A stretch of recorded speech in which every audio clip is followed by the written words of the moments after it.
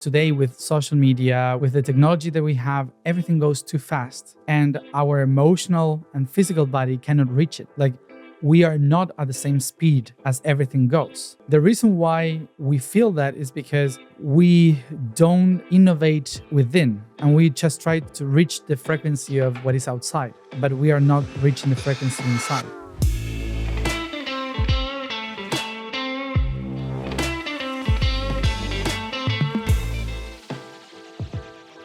All right, guys, welcome to Easy A, where we help you get that easy A in life. I'm Alexis Friend, and I'm Allie Michelle. Ow. Sorry. My head's a bit bigger than yours. A little. Anyways, welcome to our podcast. We have Matías de Stefano here with us. Thank you so much for being here. Thank you for inviting.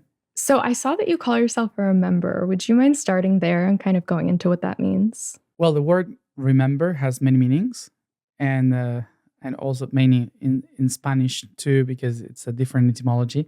But since I was a child, I was able to remember everything that I've done before I was born. So basically, people started to know me because I used to tell my memories of everything that I've done. So that's why they call me like a rememberer, someone that remembers everything that happened.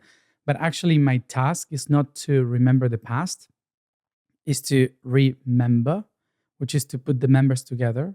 Like from the creation, all the different pieces, the members of the reality have been spread. And today is like each one of us is trying to concentrate in only one of those spots, but forgetting how they are all connected. So some of us, not only me, but many billions of beings in the universe, they weave all those dots to have a better view of everything. And that is actually my job, which is remember, put everything together. So sometimes for people, it's like, oh, this goes with this. Oh, I have forgotten that this is connected to this. So that's part of my actual task. And it takes to the third meaning of remembering, which is in Spanish actually, which is recordis. In English, you have record. And record actually is the same meaning of remembering in Spanish. And it comes from Latin, come back to the heart, which is put everything together into one place. So you can see that everything that is spread in the universe is actually one point. And everything is connected to only one thing. So that's why I am a rememberer, because I remember the past. Actually, my task is to remember the pieces, but the main goal of all of it is to go back to the heart, which is the center of the I am. What are some ways That's my CV. Yeah. I actually want to talk about your childhood, because in some of the interviews that we listened to, you were talking about how your family really fostered your abilities and just like helped you grow that. And I know a lot of the times, like even with my friends who have children, they naturally are in tune to other worlds. I feel like we all are. What was that like, actually having someone help you push that into you, and so that you have strength within those gifts, as opposed to being shamed and feeling kind of, Well, I was born in an agnostic family, so we didn't have any tradition, religion, or anything. So I wasn't surrounded by an environment that had a perception of what God is or anything. So nobody spoke about that in my house, which gave me the possibility to perceive the divine in a totally different way. I started to connect with things, but they didn't call it God or angels. For me, were like people that was helping me from other realities. I didn't think about a God. I was thinking about the universe and how everything is connected in the universe. So that helped me to find another way to explain what I was going through, and not in a religious way. Because my mom had me when she was 17. So we grew up like siblings more than mother and son. So that also was very good for me, because she was like growing up at the same time and discovering many things. And she was studying art. So So everything that I would remember for her was creativity. What type of art specifically? Painting, yeah, painting, designing. So for us was all about creativity. So I was telling stories and sharing things with her, and she was like asking me things, but never in the spiritual way. Like always encouraging the artistic Not trying to side. put like a label on Yeah, everything like you're no, saying. it was not a label. It was like so when it kept going with more memories, and suddenly I started to struggle because I started to see things that I was scared about of, Like or seeing physical things and beings or entities. things Okay. that were there that were talking to me, and that maybe was like too much for a child. That's And, a little scary. Oh yeah, it's I'm not scary. gonna lie. I'm an adult and I'm scared of that. and also it started to happen in school. So suddenly, I don't know, the teachers start to wonder what is happening with you and so on. But I was always in an environment that supported. Like my art teacher in school, she used to see the aura. So whenever she saw that something was happening to me, she would come closer and said, "All good? Do you need anything?" So because she was seeing the aura. Yeah. So um, the director of the school, she read everything about indigo children. So even if it was a farm school, the people that were there in charge kind of understood what I was going through, and my friends, they also felt and perceived things, but they lived in environments that they couldn't speak about it. So they all talked to me about it. With them, do you feel like their connection to the other side definitely kept weakening and weakening as they grew older? Because I'm curious, because Yeah. I'm like, what would a world look like if we all had a family that was helping us facilitate those gifts and connections, you know? Yeah, of course. If you have an environment that instead of encouraging you, they give you the space to be who you are. Yeah. Because some people that live in a family that is spiritual and understand these things, sometimes they encourage the children to be like that, like awaken your potentials and stuff like that. But they actually, or the kids maybe don't want to do that. Yeah. So because that's not their mission in this world. So I think that it's very important for everyone to have a space where they could be what they are supposed to be, Yeah. and they're supported by whatever is happening. And so I've seen many of my friends that they saw things, they felt things, they remember things, but they couldn't speak it or talk to anybody at home. So they kept it, and suddenly it becomes natural to hide it, to hide who you are, and eventually you just dress up according to what the others are waiting for you to be, and that's how the connection starts cutting. Yeah. Yeah. So Because it's not about connecting to something outside. It's about you connect to the universe when you are who you are supposed to be. So it's not a crown chakra thing. It's a heart chakra thing. Yeah. Beautiful. When you talk about remembering and bringing that into the heart, what are some ways that you're doing that for the world? Because I've heard you talk about creating more balance and harmony. Yeah. Well, in terms of the planet, you can understand it in the same way as the body. So the reason why we perceive everything is the nerve system. So the nervous system, through electrical pulses, receives information, interprets information, creates an idea of the information, and that's how we feel, we breathe, we perceive, we smell, we relate to the everything. So the planet does exactly the same. The planet has that in rivers, in mountains. It's like a whole body that also do that. And the same way, sometimes when we are tense or during a crisis, we get like a pain in the back or some, I don't know, some pains in the body. So what you need is a massage or acupuncture to touch the nerve. And when you touch the nerve, it relaxes all the information. So imagine that people traveling and going to certain places, you create a circle, you are all together and do a meditation or an activation or movement, celebration or whatever with a specific intention. So So imagine that group of people is like the tip of the needle. So you put that and you relax the nerve system of that region. So what I've been doing is to go all around the world and touching some of those points to release some information and some tension. Through like physical events, correct? Yeah. Wow. Yeah.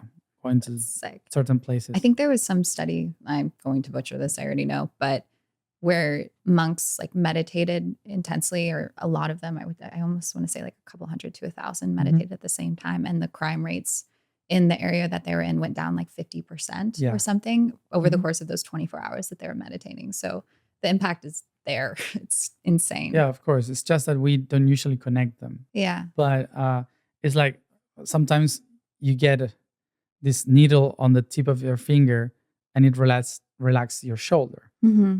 And sometimes we are expecting for this to be relaxed. Like we are so concentrated here that we say, oh, nothing is happening, but actually it's happening here. Mm. So in the planet it's the same. You touch Egypt and move something in the States. Wow. So, but we don't see the link because we forgot that everything is interconnected. Mm-hmm. It's a net. And do you feel like you're always connected to your heart and able to strongly hear that voice, or do you go in and out? Are there practices that help you? How do you balance the human in you with all of this? That's really what I'm asking. No, I'm terrible. Yeah. That's so honest. Thank you. No, I'm not someone to follow.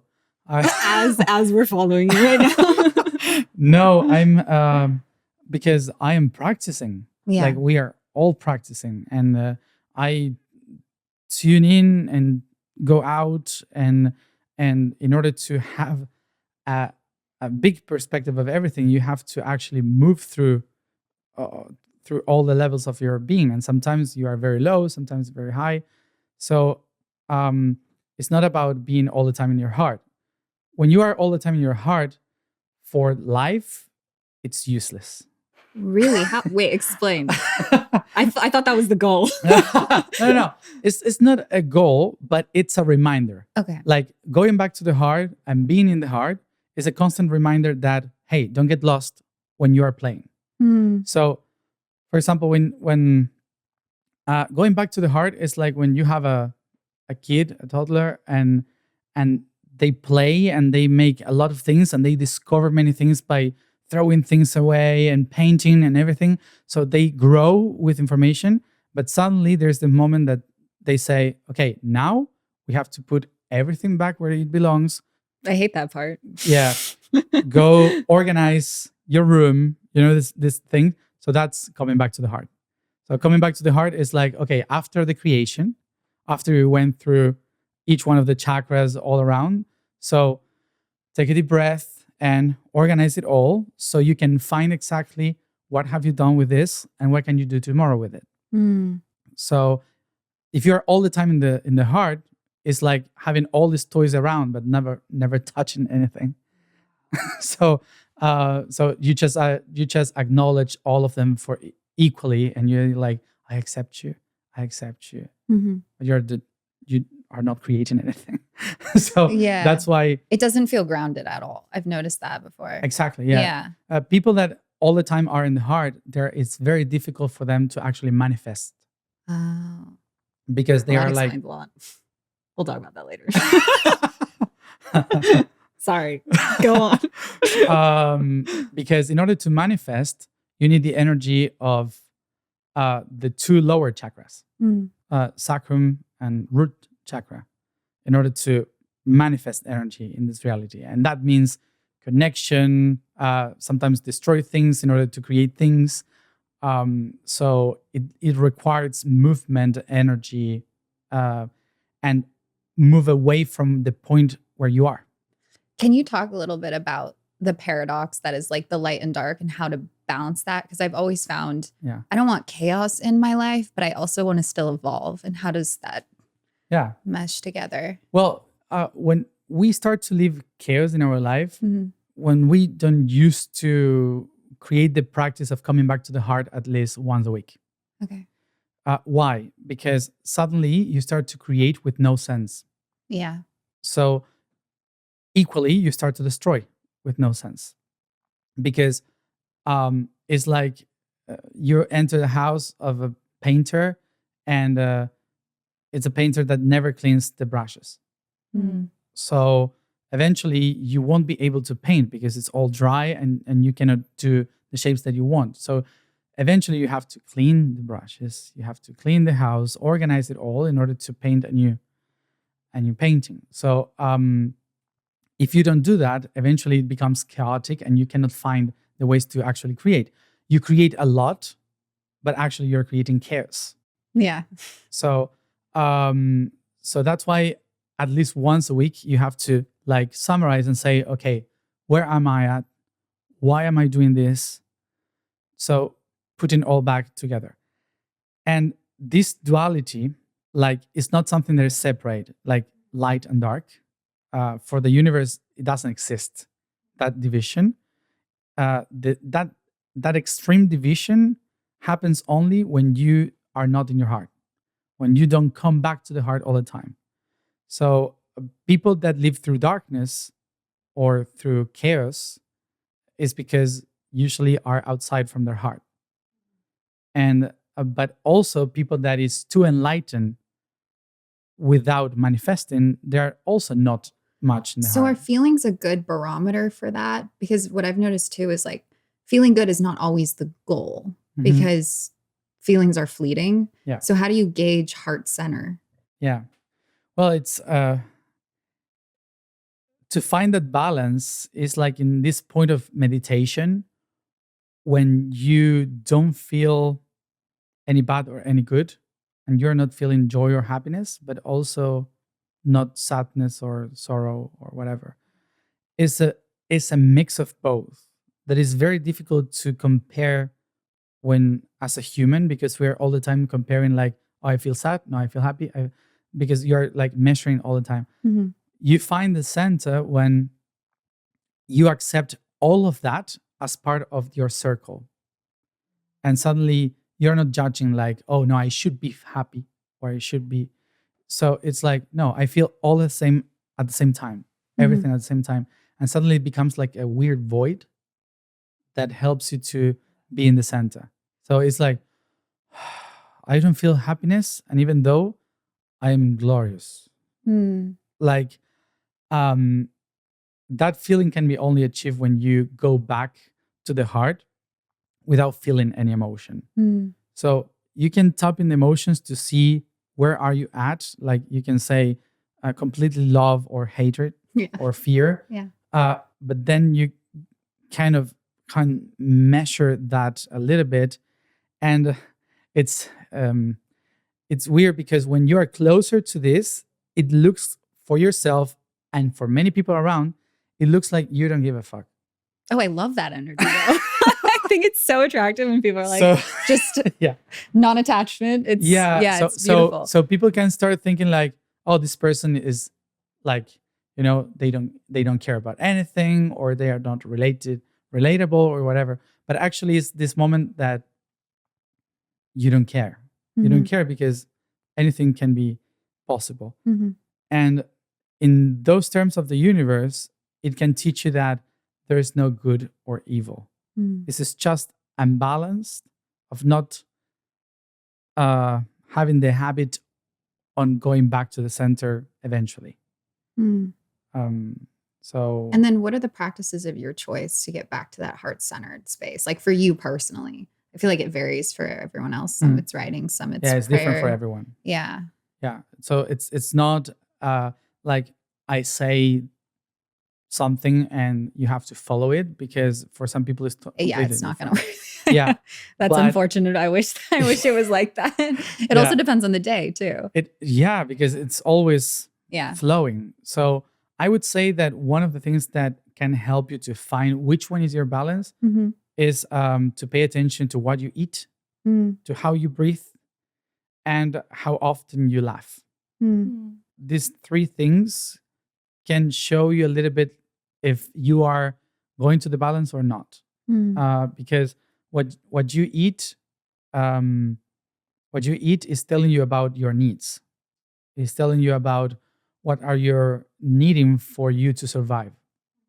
So as more you need is because you are out of balance. So that happens to us all sometimes. Yeah. I get like not imbalanced sometimes, because I go from like only I can affect me and I have all of the control in my life to like, oh, but they're treating our food like shit. And this does actually have repercussions on our body. And there is parasites in our food. And there's just, it's like, how do you balance the fluoride won't affect me because I'm super powerful, but then also it will because we're physically here. Well, all the reality is tuned by frequencies. Okay. So that's why people bless food. We should do that. That was the main origin of blessing. Then it turned out to be like, thanks God and holy hands and this thing, which was religion. But actually, it's about telling the food physically through vibration how good it's going to be when it comes in my body, when I become it, when it becomes part of me. So this conversation with whatever I ingest, water, food, air, whatever, this constant conversation of whatever will become us, it puts this low frequency into my frequency. So that's why also now there are people making studies that depending on the frequency that you have in yourself, you can actually kill cancer, for example. Wow. Or kill some parasites and bacteria because they cannot match with certain frequencies. Yeah, they can't live in it. That are so high that their structure breaks.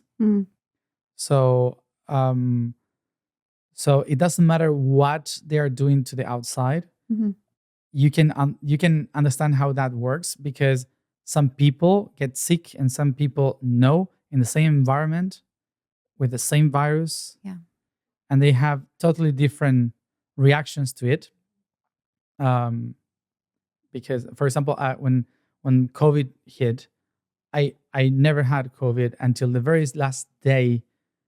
Like it was like when you thought. I said I think I'm ready to have it. Whoa. Really? Yeah. Why? I said because I wanted to feel what other people were feeling. Okay. Like that makes sense. everyone was like in this fear state and this sensation. And I said, I need to enter in the same frequencies to see what is happening. So I said, so I'm ready to have it. That same day I got it. Whoa. So just because I allow it. Wow. So most of the time we don't know that we are allowing it to actually transform us all the time. So how are you personally altering your own frequency? Is that when you're in your heart? Is it through meditation? But how can you choose like, okay, I'm ready to have COVID, so I'm going to align to this frequency now? I'm just curious. Asking for a friend. Asking for a friend. I just, for example, when I communicate with myself, I don't think I am Matías. I think I am a constellation of a lot of cells that are being part of me. And it's not me ruling them. It's an agreement of existence. So when I say I'm ready for this, or it's not Matías is ready for this. It's like for a few seconds to just think about each one of the cells in my body, like picture all the systems that are there, and with my breath, just letting the body know that we are ready for this. So I'm asking permission to the body. So that's how it is. Like I don't think I'm Matías in that moment. I'm acting right now. And one of the things that I've been grappling with is that idea of identity and character and personality and how fluid it all is. Do you have insights within that? Well, it's channeling. It's becoming, and we do that all the time. Like, for example, we don't think about it, but we have learned to act since we are 3 years old. Yeah, that's true. I'm a great actress then. It's a good practice. Yeah. Yeah, we have been learning how to act according to how our parents, Yeah. friends, family wants for us to act. The culture, the way we talk, the way we move is completely different for every culture. So you are kind of learning a way of acting. You're becoming someone that you are really not. You're just acting. But And then who are you? You know? and then It and then trips it's me like out. then it's like you act totally different with your mom than with your friends. Yeah, exactly. So that's acting. Mm. It's not being who you are. It's just being someone else that in that group is useful. Mm-hmm. So when you're acting in a movie, it's the same thing. It's just that you have to learn faster how to become something that, on the other hand, you have been learning for a long time. But then who are we within the act? Do you ever feel like you're not acting? Ooh, What? that's a good question. Oh yeah. Yeah. When do you feel like you're not acting? Oh, when I am not interacting with anybody, Mm. and I'm like just allowing myself not to be Matías, Mm-hmm. which is cool. You said, Actually, yeah. You're like, I love. That's my favorite part of the day. my favorite part of the day. When And I'm when you're- not myself. when you're Yeah. when you're acting, actually in TV, movie, or whatever, um, it's like allowing your being to know that it exists the possibility to access into another information. Mm-hmm. Because our personality. And is it more so getting out of the way, or No. or do you? No, okay. it's incorporating. Okay. So, so you get out of the way when you think that you are giving yourself to another reality. But you have to think it different. Like you are accepting more information to your actual being. Mm-hmm. So not like taking something and letting it away, but you're learning something new from that.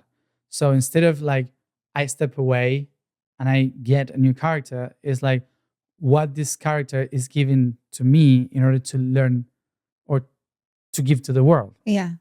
So you become that for a moment, which is kind of a channeling, to to open to new possibilities. Mhm. It's just that usually people, our bodies are designed to survive, Mm-hmm. and because we are trying to survive, the personality is always trying to say, "This should be me. This should be me," and whatever is not me, it's because I'm dying. Oh. But when you are entering the consciousness of the universe, there's no death. There's only transformation. So it doesn't matter who you become, it's going to be part of yourself. Wow. So, Anyway. as someone who remembers so many lives, what is your relationship with death? Death, Me and Death. it's like having a very high drunk moment. I've never heard it described that way. I knew it was like that. I knew it. She's like, I do Like- that every day.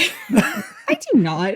like do. like the feeling is like you are in drugs, Okay. Yeah. and Amazing. so you can have a bad trip or a good one. Mm. So it depends on if you allow yourself to relax and go through all the realities of other dimensions, or you hold yourself tight to this reality because you are afraid. Are we destined to come back here, specifically Earth? Well, we are trapped in this gravity. Yes. Okay, great. I love how you use the word trapped. Yeah, by gravity. Okay. So, But I'm saying when you die, is there, and it's fine if you really don't know this, I'm just going out on The a what? limb here. When you die, when you go into these other dimension, is that infinity, or is there a rebirth of some sort into It's either a this rebirth. dimension? Okay. yeah, it's a constant rebirth. Yeah. Does it ever end? Asking for a friend. You mean being born in this Being- planet? Yeah, Being do you just alive. keep playing different characters again and again? I mean, you mentioned 12,000 years of existence for you. She's so- already tired.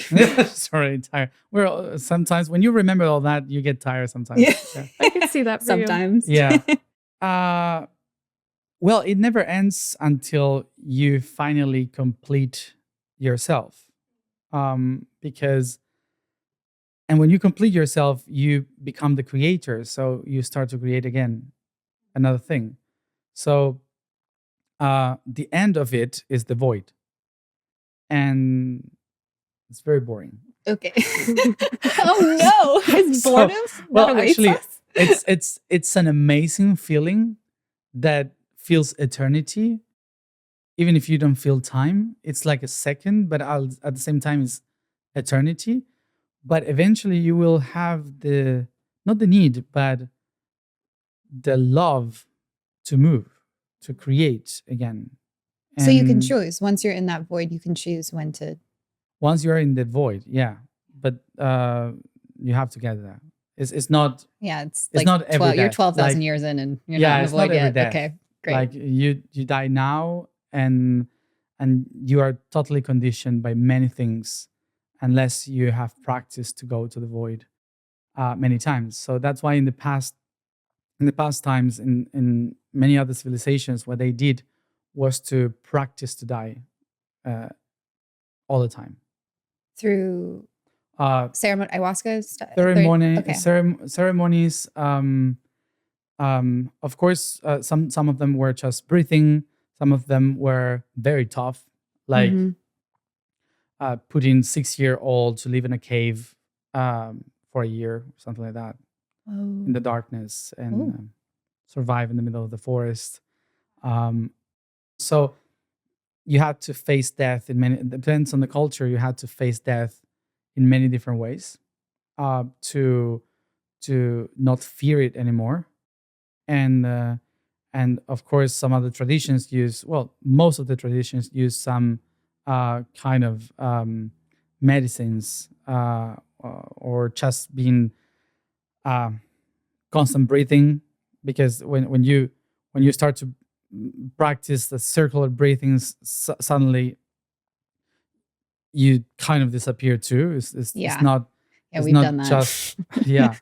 So some cultures have done that through breathing, some others through ayahuasca, some other. So it depends on the culture, but all of them had to practice death Mm. eventually. And we are, the Western civilization are just one of the cultures that got afraid of doing that. And they stopped practicing death. And even we don't speak about that. Like, Yeah, it's very taboo. yeah, it's very so. And I love to talk about that. Yeah, us too. It's my favorite thing. That's like what's like our Yeah. whole thing. Yeah, of course, because it's what actually sets you free in order to expand better. Yeah. Yeah. Do you think, and this might be TMI, was debating asking you this at least 3 minutes into this conversation, but when you're talking about death and rebirth, I found with females, it's really interesting because we go through that menstrual cycle Oh yeah, every month. Like, yeah. do you think that in itself is some sort of, like, for females, there's a question within this, I swear, but Like a mini death? yeah, those mini deaths, do they have any services, or like, what is that? Because it really is, speaking from Yeah. experience, it definitely feels like a death each month. Yeah, well, the feminine body needs to get, in order to create life as the feminine body does, it needs to destroy all the time. So that's why the body of the feminine destroys itself all the time in order to create life. Mhm. And that's death after death after Yeah. death. So it can renew the energy to create a new thing constantly. So that's why it's easier for women to enter the consciousness path, because they are already used to die many times and by biology. So it's like a constant path of renewal. That's why in ancient traditions, the women were the first ones on becoming the mothers or the teachers of the beyond. I feel like, yeah, it's a little Mm. backwards right now with the patriarchal, and then of course having the matriarchal societies. I personally wanted to ask you about the calendar thing because Mhm. in one of the interviews you were talking about how backwards it is. And me and her, we recently did a workshop with We Are Warriors where we talked about kind of creating your own rituals and your own, just making it up. Let's pretend that there was no holidays. There was Christmas. You could just make it up. Yeah. Same with your birthday. You could choose how that was celebrated or if you wanted to celebrate Mhm. that. What are some, I know they were talking about the solstice and Like the rituals. equinox, Yeah. like good times for those Mhm. types of things, for manifestation, for Yeah. celebration. Like, are there specific Yeah. dates? Yeah, it's very because time is very relative for every creature in this world. Of course, time calendar for someone that lives in the 90-degree latitude north is not the same for the ones that live in the 10th latitude north or south. So it's completely different the way we see time, we perceive time. So but there are at least 4 moments in the year, which is solstice and equinoxes, that affects us all somehow. So if we balance ourselves with these specific moments, we can start to balance the movement of our biology. So calendars today are based on Roman culture, and the Romans did many mistakes because of ego on organizing the months and the days, and some people had no idea what to do with minutes and hours that are out of procession every 4 years. So they created February, which is a mess. So it depends on the culture and the position in the planet where you are. That light will affect you in one way. For example, for feminine bodies, is much relatable to live through the moon calendar than the sun calendar. Men, it's better the sun calendar because they have goals 4 times a year. Women have goals 13 times a year. So so that's why um, they need to be two calendars mixed in order for us to actually start working properly. And in between that, you have your own year, which is from your birthday. So from your birthday, you have to start your own path or cycle to complete. So to create your own calendar from your moment of birth can help you to understand the balance on how a solstice or an equinox will affect you in this particular life. But if you follow one for everyone that is but that is not organized very well, um, so that's why we are out of time. We don't know how to live our lives. We are like lost and in stress all the time. Yeah. And isn't the new year technically in March? Yeah, the year starts 21st of March. Yeah, that's the actual moment where it is supposed to start. The reason why we start in January is because the party that the Romans did after the solstice, Oh my God. they usually got drunk for 10 days and they were celebrating one day for every year, for one day for every month. So 12 days of celebrations after the solstice of December. Solstice is like 21st December. After that, 3 days after that, the sun starts to move again towards the north. So for 3 days, the sun is still in the horizon. Then after 3 days, it starts to come back in the horizon towards the north. That's why we call it Nativitate, which is actually the birth of the sun, Christmas. So Christmas on the 21st, on the 25th is the moment when the sun comes back. So the long day starts again. From that, you have to count 11 days, 12 days from the solstice, and you will have January 1st. Wow. So that day is when they finish the celebrations of the solstice. And they say this is the day of Janus. Janus is the god of time that has two faces, one for the past, one for the future. And so they divided the year in that moment, saying, we left all this behind and we start a new cycle. But that's only a Roman celebration. And we made it into Janus, which is January, which is the month of Janus, and so it's the first month of the year, which is totally wrong. Yeah. actually, actually, the beginning of the cycle should be March, the end of March. March. So people threw a 10-day So- party yeah. and now that's our calendar. Did it have to do with taxes as well? Was that What? like the whole point? Taxes with the Romans, or Taxes, yeah. Yeah. Every the taxation was every full moon, I think, or new moon. So when people saw the full moon, I think, I don't know, I remember if it's full or new moon.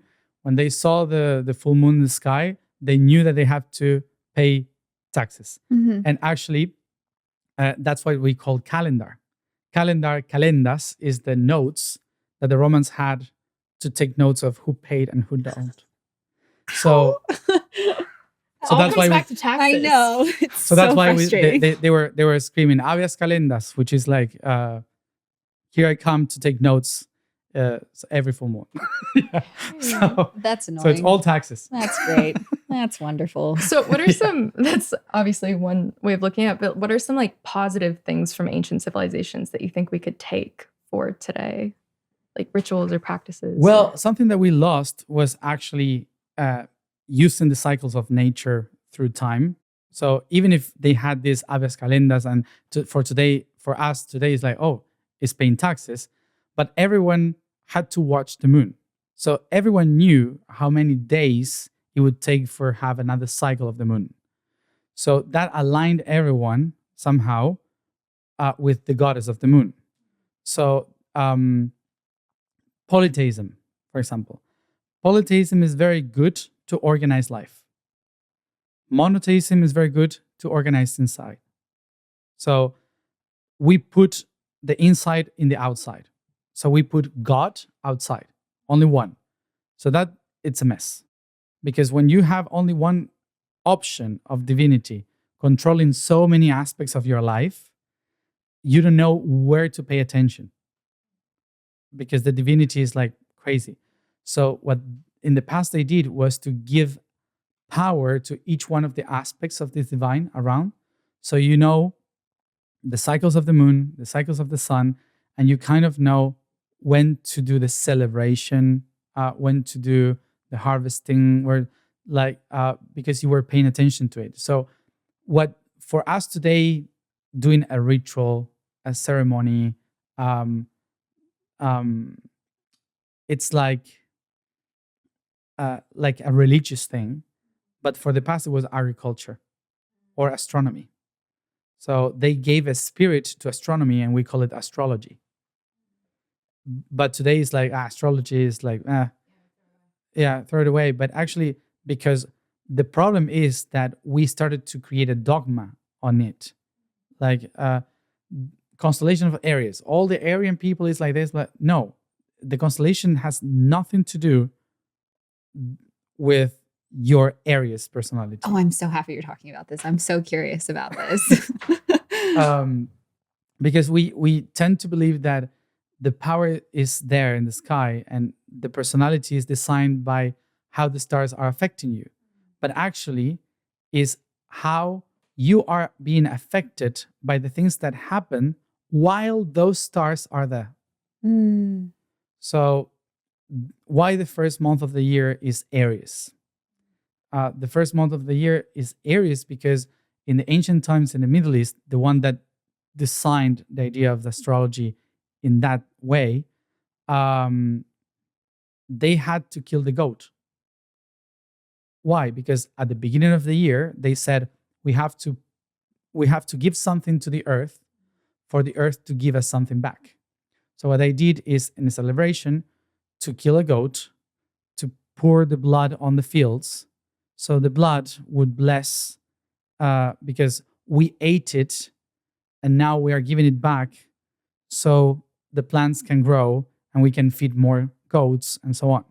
So the celebration of killing the goat, it was a celebration to say we begin the year by pouring the fields with the blood so it gives energy to the soil. That was agriculture. So when do you do that? when these stars are in the sky, right above us. So they design it with the shape of a goat, Aries. So, um, so that's then it comes the strength to open the ground to put the seeds. Who did that? The bull, the cow, Taurus. Okay. Then you have to exchange the food, Gemini. Then you have to share it with your family, Cancer.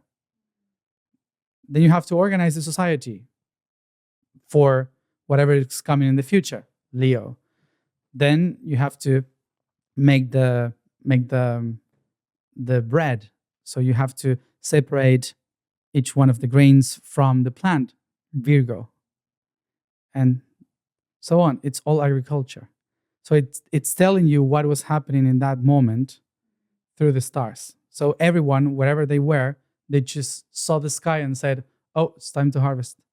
Wow. So, and we created all this astrology from astronomy, and so the past designed very well all this connection between the universe and the earth, so we could have a natural process of everything. And we started to get lost in the monotheism, because they said, no, that's all the creation of God, so all is equal, all is God, all is. So we kind of destroyed the everything, and we started to fight for the ideas of only one option. So these systems were more of a way to organize community rather than how we look at astrology today. It's like, oh, you're this, that must mean this is who you are, right? Yeah, it was more about organizing people, and that's why this didn't start like 2,000 years ago. This started like 300,000 years ago. So it was a whole interpretation on that got stuck in our traditions, in our cells. So from the first human that said, I have to get out of here and walk to look for food because I don't have more food here. So they got lost in the middle of nowhere in the savannah, and they had to find their way. So they started to pay attention to the fixed stars. So that star is always there. So if I follow that star, or I walk this direction, but I keep seeing that star, it means that I am on the right path, or I'm not gonna get lost, or something like that. So they call it like a guide star, or the Northern Star, or something like this. So or a god that was looking and guiding us through the path. So this was not something recent. This is in our cells since the very beginning of our humanity. So it became something so stuck on us that that eventually you started to have the essence of what happened in that moment, like Aries as a personality. So it was the tradition that kept on going and going and going, that that made us become actors of this planet. Yeah. These personalities. And is there a lifetime you've had that you remember everyone being in harmony as a civilization? Or is that not the goal? Is that not the Or No, what it's is not the the goal? goal. Okay. It's not the goal. Did it ever exist? Of course, it's our goal, but it's not nature's goal. Okay. Like nature is always evolving and transforming, so there will be always something that breaks in order for us to figure out how to put it together. So, for example, Atlantis civilization or Lemuria civilization, they were very balanced civilization, but it didn't mean that they had no problems or conflicts between themselves or anything. They had to solve many things. They have conflicts. They have, all the things that made a story a human. But of course, they reach a point of inner growth that they achieved to create a civilization that was so powerful within, that they were able to actually live in harmony with the outside. So, but even though they had conflicts, of It's course. kind of contradicting because we want to be in harmony with nature, but nature is inherently chaotic and Exactly. not stable. Because our idea, our idea of perfection and harmony is exactly that, an idea, and not real. So an idea is just an utopic hope of what things should be, but they are not attached to the perfection. For example, if our system in our planet would be perfect, we should have 360 days in our calendar, because that makes the whole circle. But actually we have 364 and a half, and sometimes 5, and sometimes 3. So it's like, why? Because that's the imperfection that allows evolution. Mm-hmm. So there's always something cracked in order for us to keep evolving. There's always a gap in the system, so we can keep figuring out how can we put it together. And that's evolution. So if we don't have that, nothing exists. So the goal is evolution itself. The goal is evolution, adaptation, and the most harmonious adaptation. And how do you define harmony is not equal. Yeah, I was going to say, like, how do you define harmony? Because I might have an idea of what that is, but you probably have a better Well, idea. harmony, for example, harmony, let's go in music. Harmony is the right combination of chords, the right combination of notes. And with the same chord, with the same thing, you can make classical music or reggaeton. Yeah. You know, so what is evolution? but you can find harmony in both of them if you do it right. Harmony is a way in which you build things and not the thing itself. Oh, that makes sense. Okay? It's like saying there's only one song in the world that is perfect. Yeah. And all the rest is shit. Okay. No, it's like you can create thousands and millions of songs with the same chords. Yeah. And that's evolution. So it's like trying to find it. But if you don't find these right chords, it will sound horrible. Like it's like that's not good. So finding harmony is trying to find a way to put things in a way that they help each other to evolve and to transcend, and they are not fighting to each other. Mm-hmm. My brain goes to relationships when you think about harmony. Like, how does that work within relationships too? Because I know, like, some people have this idea of one person that's made for them, or some people have the idea of like it's more of like a choice. Mm-hmm. How does that come into play with relationships? Well, there are many aspects from where you can actually see that. If you're asking from a mammal point of view, that's one answer. Yeah. Okay. If you're asking for the universal point of view, is another one. Okay. So because none of them is wrong. That's what I'm trying to say. Like they're just options. So the options depends on what are you trying to look for.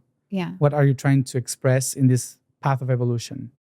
But there's no path of them is wrong. That's the main thing that we have to understand, because sometimes I hear people like saying, no, this is not the right way. The right way to what? Because when you see evolution, I don't know, you see a perfect flower, a lily flower, and then you have a cactus. But they are perfect for each environment that they were born in. So what is the perfection? It's just adaptation.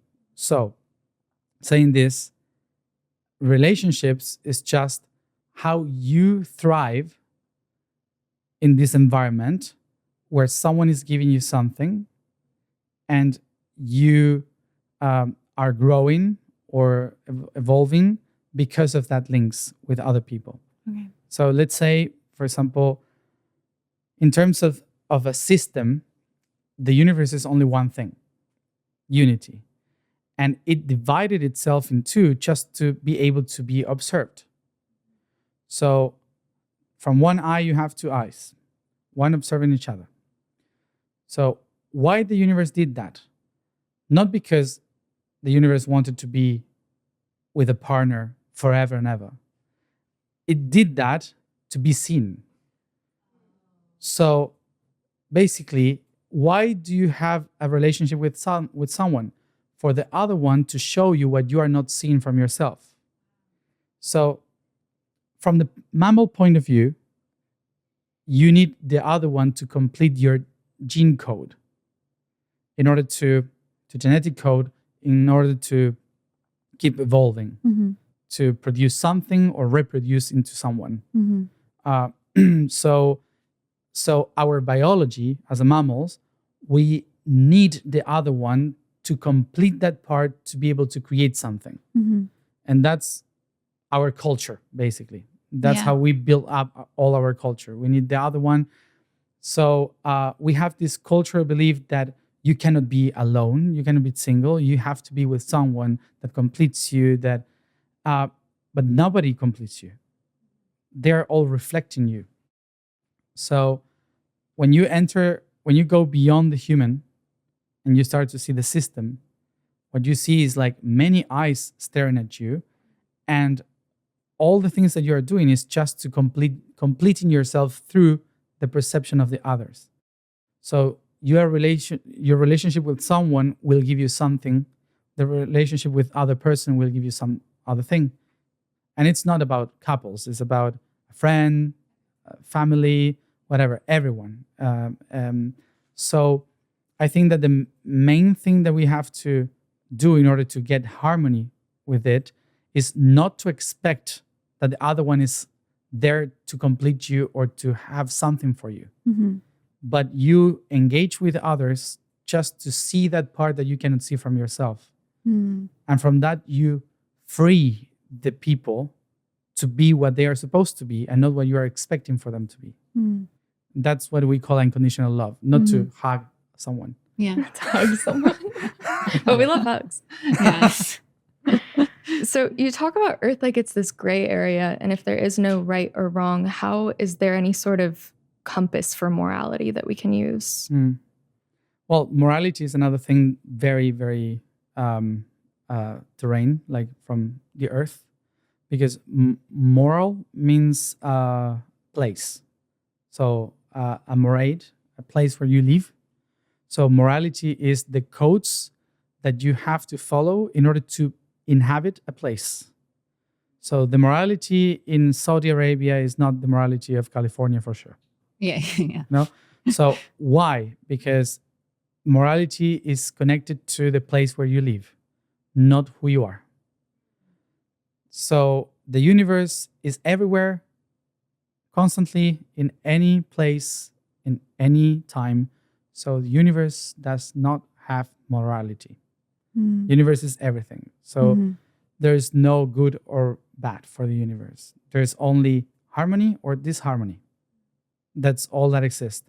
So there's no evil in the universe. There's only disharmonized existence and harmonious existence. So that's why when you start the path of consciousness, you cannot judge in between one or the other. You just have to find the right song. That's the whole point of it. So so you will understand that you are fully in balance with yourself when whatever you do is in harmony with the people that is around you. So if people feel safe, harmonized around, it's because you are being centered in yourself. So of course, not harming others, but the thing is that we turn that into a morality. Like, you shouldn't do this, you shouldn't do that, you shouldn't do this. Otherwise, I won't accept you. So that's a morality. The universe says, like, figure out what it turns out for you, the most harmonious way to live. And so you practice that until you figure out what is your way.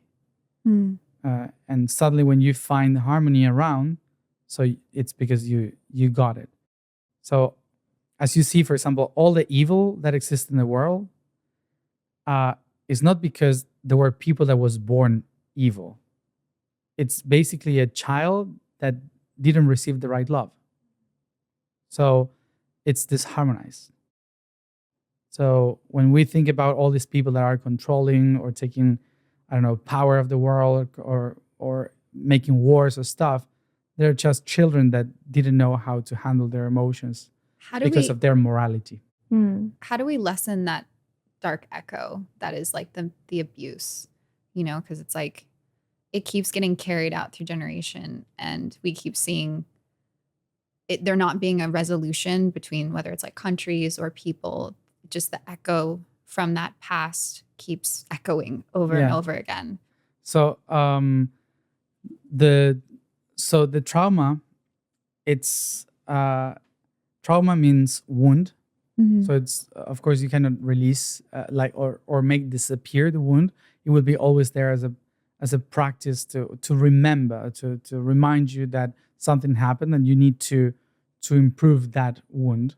So traumas are not things to be healed, are things to be acknowledged. Like because of this trauma, I became who I am. So thanks to the trauma, I became who I am.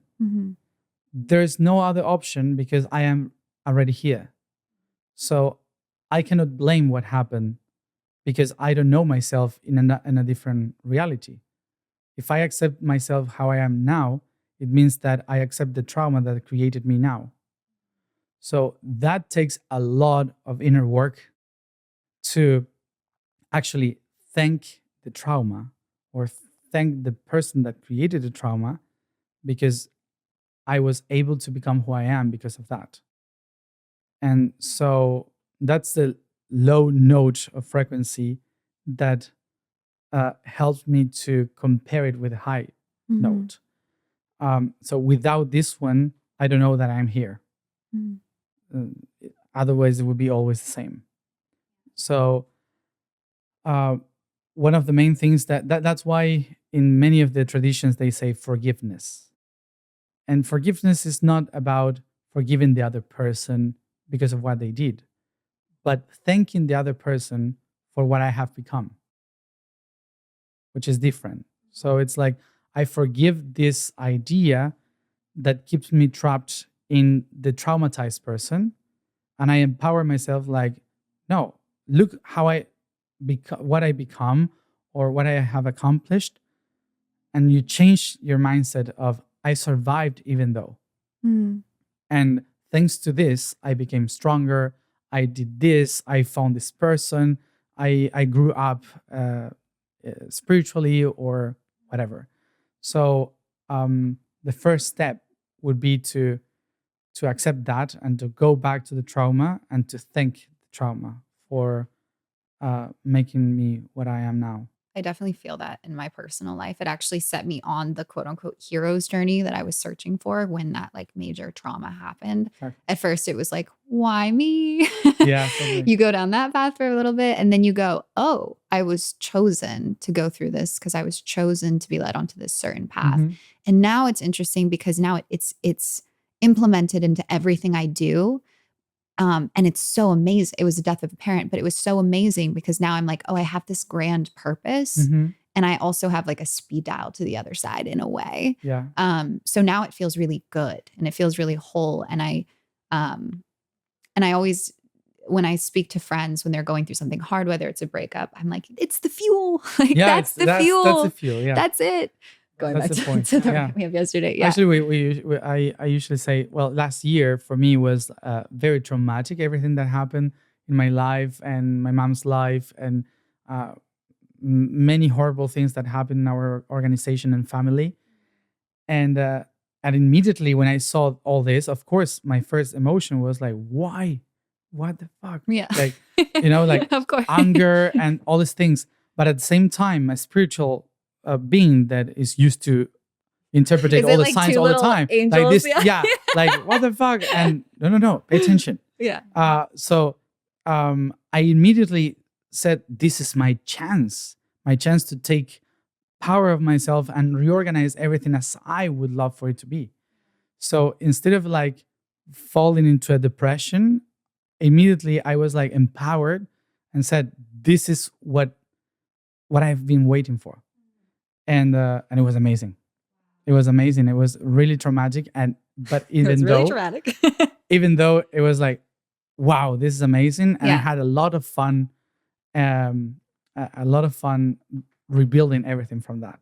Do you think depression is a disconnection more so than like, because I know right now it's actually insane how many people have anxiety and how many people can't. And I know it's to do with technology and just that. Mhm. But do you have any insight on what that is from your perspective and then your 12,000 years of Your 12,000 years of wisdom. Wisdom.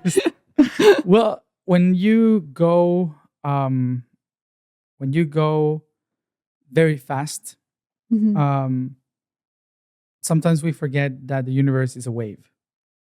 So when you go very fast, going high, the same way you go down.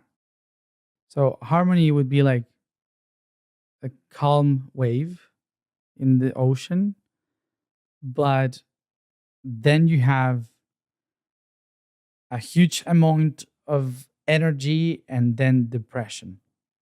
So And I've noticed the higher the high, I just Yeah. crash and burn. yeah, crash immediately because you start to feel that wave. Like for example, today with social media, with the technology that we have, everything goes too fast, Mhm. and our emotional and physical body cannot reach it. Like we are not at the same speed as everything goes.